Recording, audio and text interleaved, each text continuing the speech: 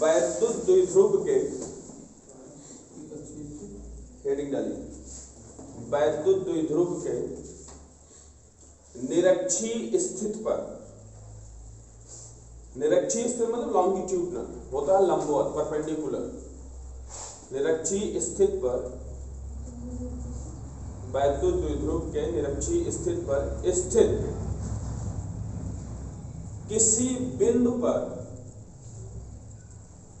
वैद्युत क्षेत्र की तीव्रता, किसी, देखिए मैंने लिखा इसमें निरक्षीय स्थिति,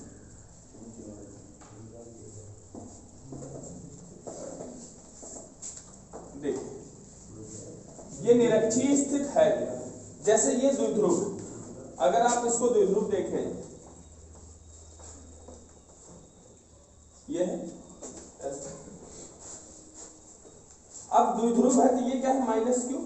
ये क्या है, ये इसका मिड पॉइंट मान लेते हैं, मध्य बिंदु मान लेते हैं, क्या है, तो यहां से यहां तक की दूरी कितना होगा L, और ये कितना होगा L, टोटल दूरी कितना होता,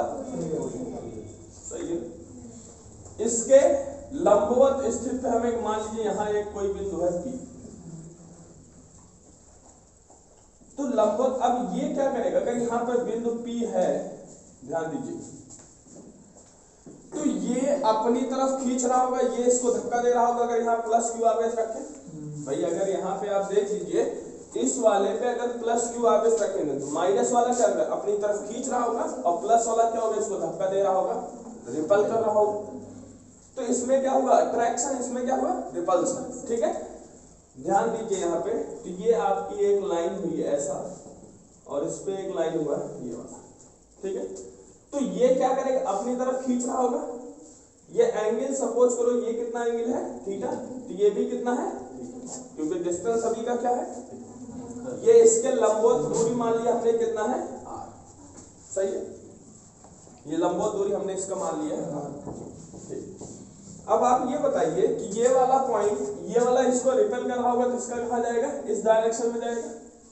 चलो इसकी वजह से मान लेते हैं कितना है E1, ये अपनी तरफ खींच रहा होगा तो इसका क्या होगा E2। अब आप ये बताइए, ये धक्का दे रहा होगा, ये खींच रहा होगा, ये रिपेल कर रहा है, ये अट्रैक्ट कर रहा है, तो ऐसे केसों में तो इसका कुछ ना कुछ परिणाम एक निश्चित डायरेक्शन में होगा। चलो इसका डायरेक्शन क्या होगा, एक डायरेक्शन तो ये होगा इसका, और एक डायरेक्शन इसका क्या होगा अपोजिट वाला। यहाँ पे देखिए जो कोण यहाँ है वही कोण कितना आएगा यहाँ, तो यहाँ क्या आ जाएगा E1 cos थीटा, और इधर वाले की वजह से ये भी एंगल होगा तो इधर क्या आ जाएगा E2 cos थीटा, ऊपर वाले में क्या होगा E1 sin थीटा, और नीचे वाले में क्या होगा E2 sin थीटा। ये आप इसका मान लीजिए बिंदु A है, ये आप इसका है, ठीक है, दो बिंदु हमने मान लिए, ये बिंदु हमने माना है इसका क्या है P, सही है, ठीक। अब आप ये बताइए, पहला काम तो ये है त्रिभुज, कौन सा त्रिभुज हम ले रहे हैं, देखो AOP में, AOP में ये क्या है इसका, ये 90 है, 90 अंश, तो 90 अंश सामने भुजा क्या होती है कर्ण, तो ये होगा AP क्या होगा कर्ण, ये कोण के सामने भुजा लंब, और जो बचेगा उसको हम क्या बोलते हैं आधार, ठीक। तो कर्ण का वर्ग बराबर क्या होता है, लंब का वर्ग प्लस आधार का वर्ग AO का वर्ग। तो AP का हमें निकालना है, AP का मान हमें पता करना है, OP का मान कितना है, OP का मान हमने माना है R, और AO का मान कितना है L, ऐसा ही तो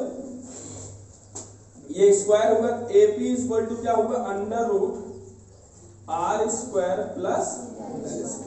ये हमारा AP का आ गया, ये वाली डिस्टेंस हमें पता चल गई। इसी प्रकार आपको क्या करना, इस साइड का भी करेंगे, ये भी राइट एंगल ट्रायंगल है, तो इसी प्रकार क्या आ जाएगा, इसी प्रकार BP इक्वल टू क्या होगा under root R square plus L square. चलिए हमारे पास दो चीजें हो गई, AP का मान हो गया, BP का मान, ठीक है। अब इस देखिए हमने यहाँ डायरेक्शन दिखाया, जब डायरेक्शन दिखा देते हैं तो प्लस माइनस लेने की कोई आवश्यकता नहीं, जब तक डायरेक्शन नहीं दिखाएंगे तब तक हम प्लस माइनस देखेंगे, ठीक है। अब आप ये बताइए माइनस क्यू क्या होगा, इसको खींच रहा है, इस डायरेक्शन में खींच रहा है, तो माइनस क्यू के कारण बिंदु पी पर कितना होगा वैद्युत क्षेत्र, ये हम निकाल लेते हैं। देखिए माइनस क्यू के कारण पी पर वैद्युत क्षेत्र, क्षेत्र की तीव्रता, ये हमने लिया, ठीक है। अब तीव्रता लेंगे तो P पे कितना होगा E1, ये हमने लिया E2, E2 इक्वल टू कितना होगा 1/4 पाई एप्सिलॉन नॉट, आवेश कौन सा है Q, माइनस Q है, हमने डायरेक्शन दिखा दी है, इस डायरेक्शन में तो हम माइनस यहाँ नहीं लिखेंगे, अगर डायरेक्शन नहीं दिखाया होता तो हम माइनस लिखते, ठीक है। तो डिस्टेंस इसमें कितना है AP का स्क्वायर, AP की वैल्यू कितना है AP का स्क्वायर, ये आ गया हमारे पास Q बाई AP की जगह कितना लिखा R square plus L square, हम यहाँ लिख लेंगे R square plus L square, कोई दिक्कत नहीं है, ये आ गया E2, ये समीकरण नंबर, ठीक है। अब ऐसे ही प्लस Q के कारण क्या होगा, प्लस Q के कारण वैद्युत क्षेत्र की तीव्रता,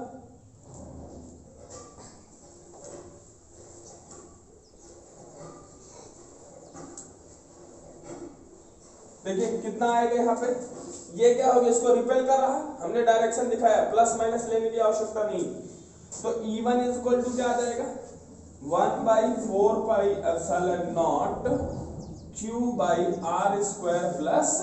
L स्क्वायर, ये आ गया आपका सेकंड। अब आप ये बताइए E1 और E2 आपस में क्या है, इक्वल है, आंशिक मान इसका क्या है इक्वल, केवल डायरेक्शन चेंज है,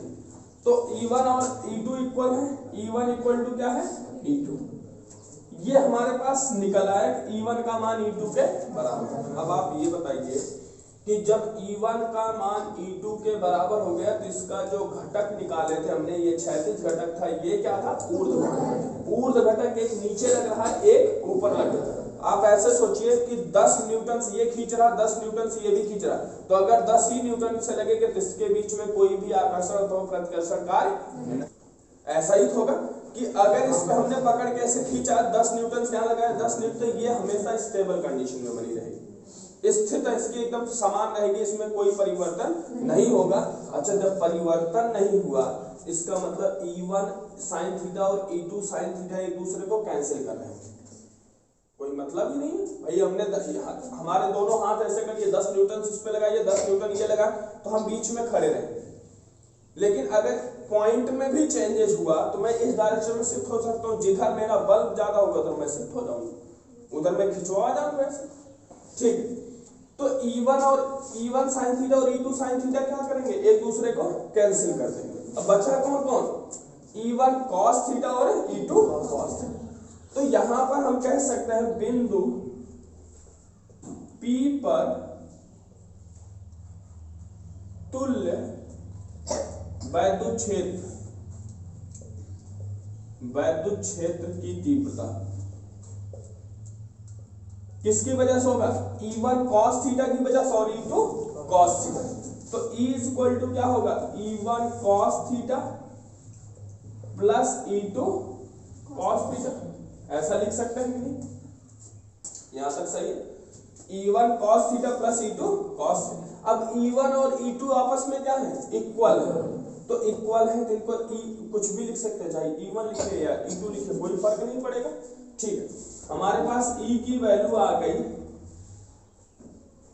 2E1 लिख सकते हैं नहीं, 2E1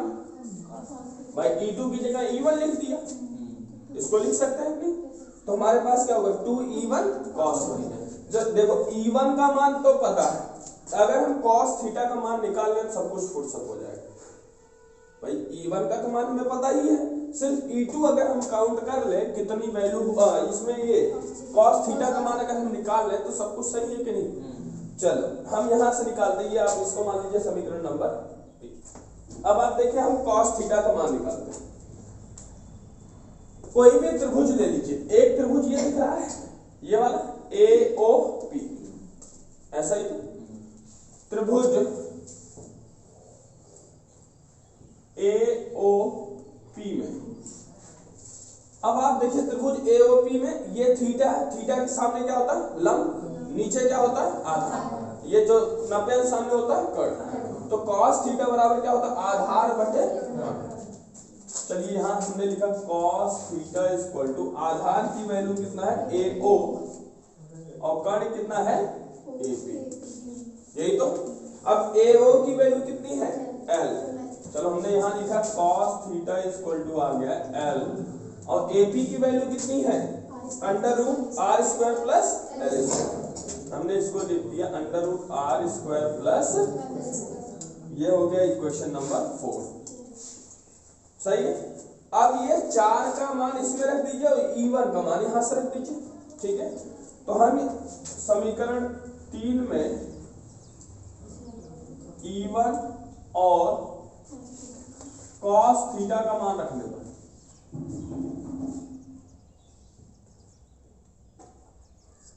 रखेंगे तो क्या आएगा भाई,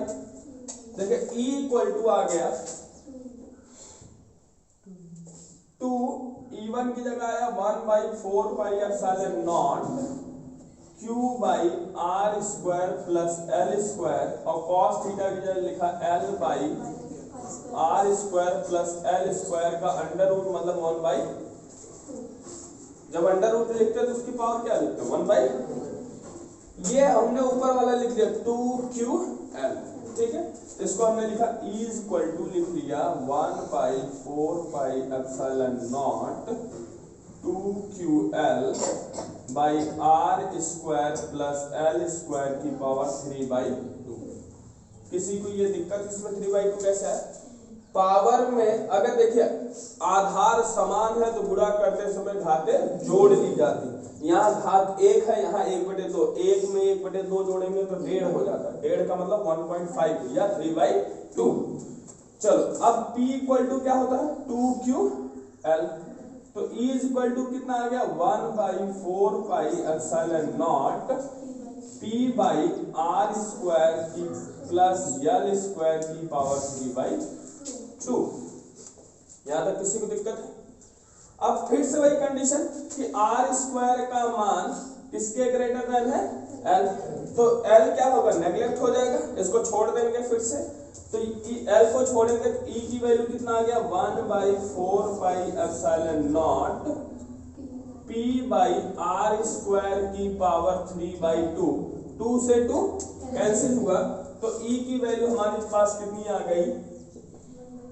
1/4 pi epsilon naught P by R cube.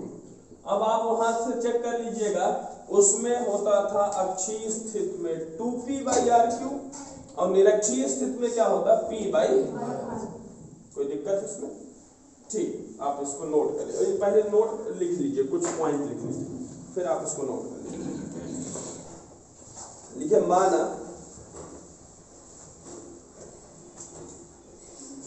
माना एक वैद्युत द्विध्रुव, माना एक वैद्युत द्विध्रुव के मध्य बिंदु से लंबवत, माना एक वैद्युत द्विध्रुव के मध्य बिंदु से लंबवत r दूरी पर, स्मॉल r लिखिएगा, r दूरी पर एक बिंदु P है, एक बिंदु P है जिस पर वैद्युत क्षेत्र की तीव्रता ज्ञात करनी है, जिस पर वैद्युत क्षेत्र की तीव्रता ज्ञात करनी है।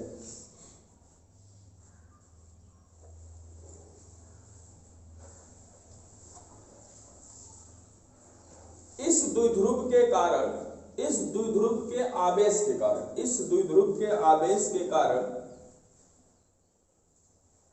इस द्विध्रुव के आवेश के कारण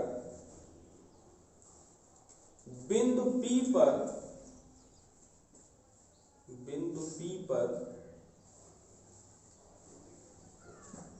E1 और E2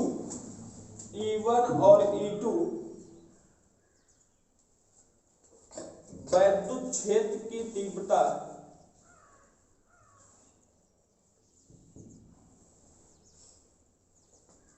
चित्र में प्रदर्शित दिशा की ओर कार्य कर रहे हैं। ये आप देख लीजिए, इसका दिशा ये था, इसका दिशा ये। चित्र में प्रदर्शित दिशा की ओर कार्य कर रहे हैं। बाकी आप इसको नोट कर लीजिए, दिशा की ओर कार्य कर रहे हैं, आप इसको नोट कर लीजिए।